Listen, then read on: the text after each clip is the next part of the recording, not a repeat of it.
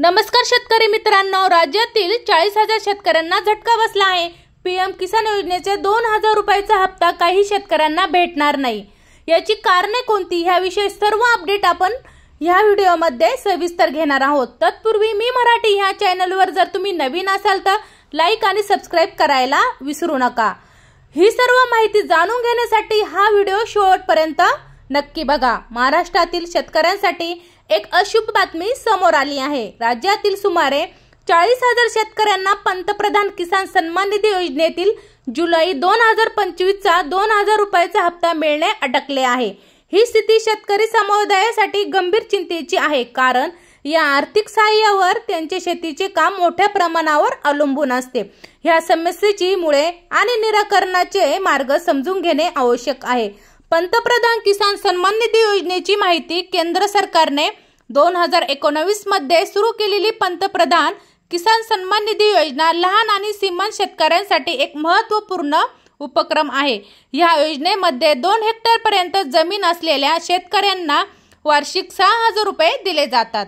हे पैसे 3 समान हप्त्यामध्ये प्रत्येकी 2,000 रुपये अशा स्वरूपात वितरित केले जातात। डायरेक्ट बेनिफिट ट्रान्सफर च्या माध्यमातून हे पैसे थेट शेतकऱ्यांच्या बँक खात्यात पोहोचवले जातात। योजनेचा मुख्य हेतू शेतकऱ्यांना बियाणे, खते आणि औषधासाठी आर्थिक मदत करणे हा आहे। हप्ता थांबवण्याची मुख्य कारणे। महाराष्ट्रातील हजारो शेतकऱ्यांचा हप्ता थांबवण्यामागे अनेक तांत्रिक आणि प्रक्रियात्मक कारणे आहेत।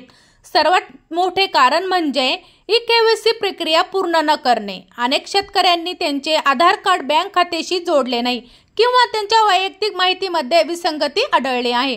काही प्रकरणांमध्ये बँक खात्याचा IFSC कोड चुकीचा असल्याचे दिसून आले आहेत। तसेच जमिनीच्या मालकीच्या कागदपत्रामध्ये त्रुटी आढळल्या आहेत, ज्यामुळे सत्यापन प्रक्रिया अडकली आहे।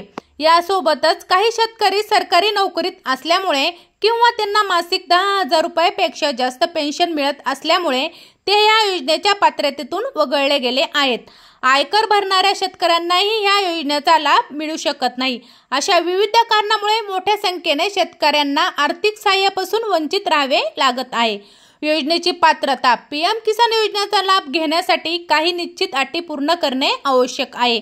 अर्जदार हा भारतीय नागरिक असावा आणि त्यांच्या मालकीची 2 हेक्टरपेक्षा कमी शेतजमीन असावी।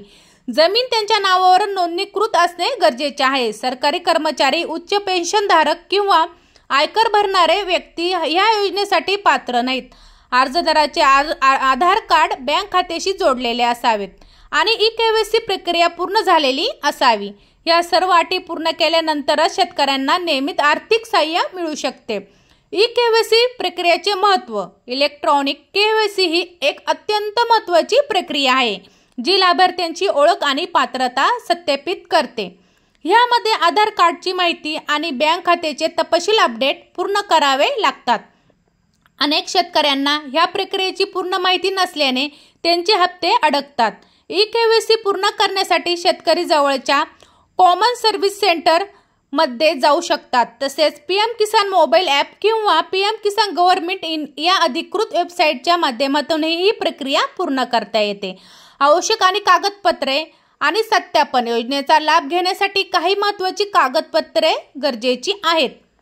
आधार कार्ड, बँक खात्याची तपशील, 7/12 उतारा आणि राशन कार्ड ही मुख्य कागदपत्रे आहेत। या सर्व कागदपत्रांमधील माहिती अचूक असणे आवश्यक आहे। बँक खात्याचा IFSC कोड, खाते क्रमांक आणि नाव या सर्वांची तपासणी काळजीपूर्वक करावी।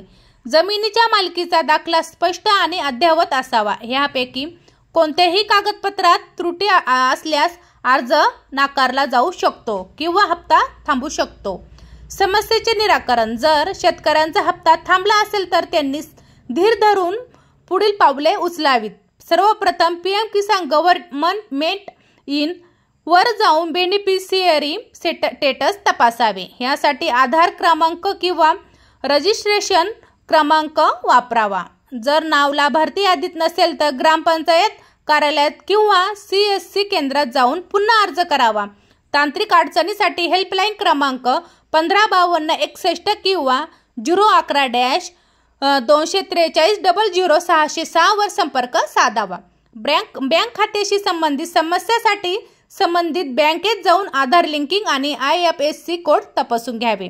वैकल्पिक योजना ह्या PM किसान योजनेचा हप्ता थांबला असल्यास शेतकरी महाराष्ट्र सरकारच्या नमो शेतकरी महासन्मान निधी योजनेकडे वळू शकतात। या योजनेअंतर्गतही वार्षिक 6,000 रुपये मिळतात। काही राज्यामध्ये केंद्र आणि राज्य सरकारच्या एकत्रित योजनेमुळे शेतकऱ्यांना 12,000 रुपयांपर्यंत लाभ मिळतो। महाराष्ट्रातही अशा प्रकारची अतिरिक्त योजना येण्याची शक्यता आहे। शेतकऱ्यांसाठी सूचना, शेतकऱ्यांनी त्यांचे eKYC तातडीने पूर्ण करावे आणि बँक खात्याची माहिती अपडेट करावी। जमिनीच्या कागदपत्रांची नियमित पडताळणी करावी। नवीन अर्ज करताना ऑनलाईन प्रक्रियेचा वापर करून सर्व माहिती अचूकपणे भरावी। ग्रामसेवक किंवा तलाठी यांच्याकडून कागदपत्रांचे सत्यापन करून घ्यावेत। अशाच नवीन अपडेट घेण्यासाठी मी मराठी चॅनेलला अवश्य भेट द्या। धन्यवाद।